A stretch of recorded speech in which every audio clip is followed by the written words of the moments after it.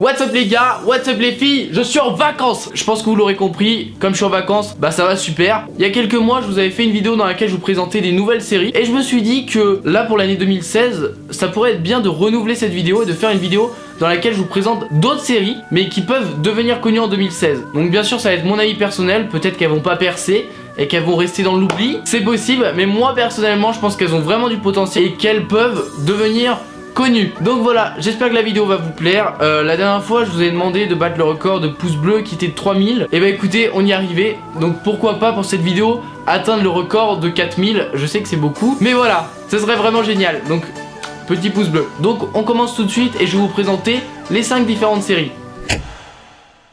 La première série, c'est tout simplement The Path, je sais même pas comment on le prononce. C'est une série dans laquelle on va suivre une famille et ça va être une famille qui va faire partie d'une secte. Je vais pas trop vous spoil, mais en gros, déjà l'acteur principal c'est Aaron Paul qui faisait Jesse Pinkman dans Breaking Bad. Donc voilà, déjà un putain de bon casting. Donc c'est une famille qui fait partie d'une secte dont le père, donc qui est Jesse Pinkman, enfin bref, qui est interprété par Aaron Paul, l'acteur, va progressivement se poser des questions sur la secte et sur ses véritables intentions, et il va vouloir quitter cette secte. Sauf que c'est une secte qui est assez dangereuse et importante. Il va se rendre compte que pas si facile que ça de quitter sa secte, surtout que sa femme croit totalement au gourou qui est censé être le dieu de la secte. Donc voilà, c'est vraiment une toute nouvelle série. Le premier épisode il est sorti il y a genre 2-3 jours. C'est une première série qui, d'après moi, pour le bon casting et même l'histoire qui est assez cool, c'est pas commun quand même, une série qui parle de secte. Donc voilà, je me dis que ça peut être une très bonne série et qui a le potentiel de percer en 2016. La deuxième série que je veux vous présenter, c'est tout simplement les Chroniques de Shannara. C'est une série fantastique, elle est pas mal comparée à la série Game of Thrones parce que c'est vrai qu'il y a un assez gros budget. En gros ça raconte l'histoire d'elfes qui ont un arbre protecteur et cet arbre protecteur va mourir. On dit que chaque feuille qui tombe représente une entité du mal et en gros le royaume des elfes va se faire attaquer par des forces extérieures et ça va raconter entre autres voilà cette guerre qui va se produire, etc. Avec évidemment il y a des mages, il y a des ogres, etc. Et voilà, je pense vraiment que c'est une série qui a pas mal de potentiel. Il y a un assez gros budget par épisode, je crois que ça se compte en millions de dollars. C'est vraiment une série que je peux vous conseiller et à mon avis elle va vraiment devenir connue en 2016. Là pour le moment on n'en parle pas trop, même si c'est vrai qu'on commence à la voir sur pas mal de sites, etc.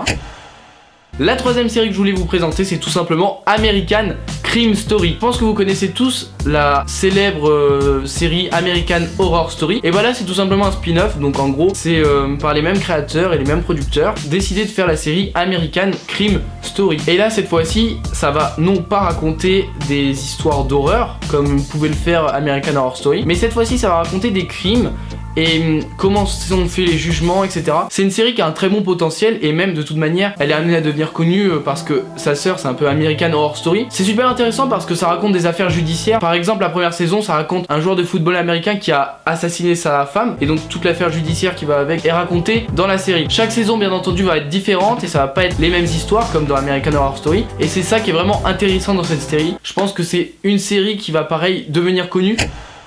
La quatrième série c'est Sense8. Donc là c'est une série de science-fiction, je vais vous expliquer vite fait parce que c'est assez compliqué à comprendre. Mais en gros c'est l'histoire de 8 personnes qui, donc elles habitent toutes dans des pays différents. Elles vont avoir une vision et du jour au lendemain elles vont se comprendre, elles vont s'entendre, elles vont pouvoir se voir même, se voir entre elles, etc. Et elles vont être connectées en fait entre elles. Il y a toute une histoire autour de ça, ils vont essayer de comprendre comment ça se passe, il va leur arriver des putains d'aventures, etc. Voilà, c'est vraiment une série assez particulière parce que c'est vrai que le scénario il est un peu barré, mais cette série là elle commence déjà à pas mal être connue. Je pense que c'est vraiment une série qui va devenir culte dans les années à venir. Donc voilà, c'est Sense8 et je vous conseille vraiment d'aller checker cette série.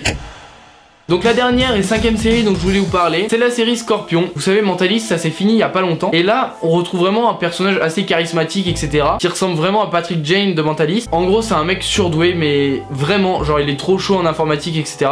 Par exemple, à 11 ans, il s'est fait choper en train de hacker le site de la NASA juste pour s'amuser. Et donc ce mec s'amuse tout simplement à élucider des mystères comme un peu le faisait Patrick Jane dans Mentalist. C'est quand même d'une façon différente, les thèmes et les sujets sont pas abordés de la même manière. Mais voilà, c'est vraiment une série que je vous conseille si vous voulez retrouver un petit peu le côté de Mentalist. Moi ça m'a fait super plaisir de vous présenter des nouvelles séries en gros qui peuvent peut-être percer en 2016. En tout cas je pense qu'il y en a quelques-unes d'entre elles qui ont vraiment un putain de potentiel et qui peuvent vraiment se retrouver dans le top des séries à la fin de l'année. N'oubliez pas le petit j'aime, on essaye d'atteindre les 4000 j'aime. Je sais que c'est énorme mais voilà, on essaie quand même de battre leur record. Je voulais juste vous dire un petit truc aussi, vous êtes pas beaucoup à me suivre sur Twitter et je trouve ça un peu bizarre. Donc voilà, mon Twitter c'est Léo Berduca, allez me follow. Et voilà, je vous fais de gros bisous, bye tout le monde.